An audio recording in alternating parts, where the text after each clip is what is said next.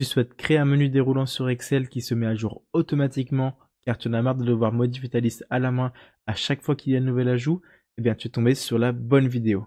Salut, c'est Gauthier, formateur chez Morpheus, et dans cette vidéo, on va apprendre dans un premier temps à tirer à partir d'une liste d'éléments tous les éléments qui n'apparaissent qu'une seule fois afin de, à partir de cette liste, créer un menu déroulant dynamique qui va s'adapter au fur et à mesure que tu fais des changements. Et juste avant qu'on commence, si tu souhaites connaître ton niveau sur Excel et où tu te situes par rapport aux autres utilisateurs, sache que nous proposons un test gratuit de 30 questions avec son corrigé directement sur notre site internet qui est dans la description. Donc n'hésite pas à le faire et à me dire en commentaire quel niveau tu as obtenu.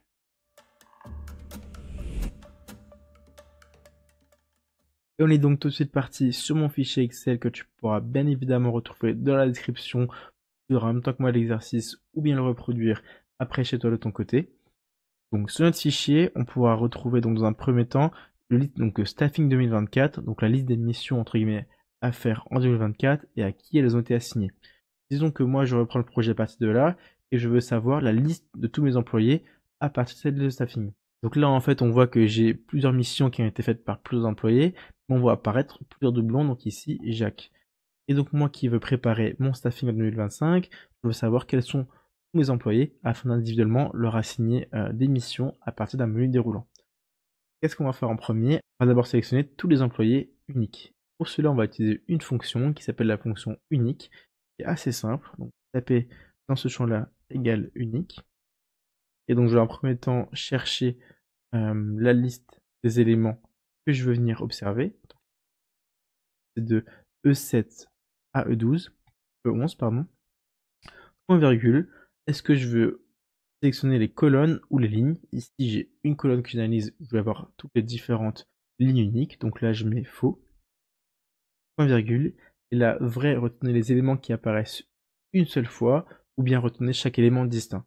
Si moi je veux chaque élément distinct parce que je veux voir tous les différents employés dans cette liste, donc je remets faux, coche ma parenthèse, automatiquement donc j'ai une matrice de créer avec tous mes employés distincts. À partir de cela, une première chose que je peux aller faire, c'est donc me rendre dans mon staffing 2025 pour pas avoir à chaque fois à taper par exemple Pierre, Paul, etc. J'ai un menu qui me facilite la tâche et m'évite des fautes de frappe. Donc pour cela, je me rends dans ma page de données concernée. Ensuite, je vais dans Données, validation des données, qui est juste ici en fait, c'est cette zone là. Et quand je clique dessus, on va me permettre d'autoriser uniquement les valeurs que je choisis. Donc là, je me rends ici, liste, et là, je vais choisir uniquement les données que je veux faire apparaître. Si en fait, je veux juste faire vrai, faux, je peux tout simplement écrire faux, point virgule, vrai, et si je mets OK, en fait, ça va me le faire. Et là, c'est pas la même chose car c'est une liste in fine qui va être dynamique. Donc là, je vais joindre en validation des données, et j'efface tout. Et ce qu'on va venir faire, donc c'est de nouveau une liste, et je vais sélectionner ma cellule où je tapais ma fonction et un hashtag. Car dans notre cas ici, comme c'est une fonction qui apparaît une matrice, il faut écrire un hashtag pour qu'il prenne bien en compte toutes les cellules qui ont été créées par cette fonction. C'est pour ça qu'on pense bien mettre un hashtag à la fin. Là, je clique sur OK. Et si je clique ici, j'ai bien le choix entre Pierre, Paul ou Jacques. Donc là, on vient de voir comment créer un menu déroulant à partir de la fonction unique. Et maintenant, on va plutôt voir comment créer un menu déroulant qui va être donc dynamique et qui va s'adapter selon les différents ajouts ou suppressions d'éléments dans une liste. Et donc du coup, la seconde étape va être de rendre notre menu dynamique. C'est-à-dire que qu'on enlève ou qu'on rajoute des employés, pour notre exemple, bien la liste déroulante va automatiquement s'agrandir ou se rétrécir.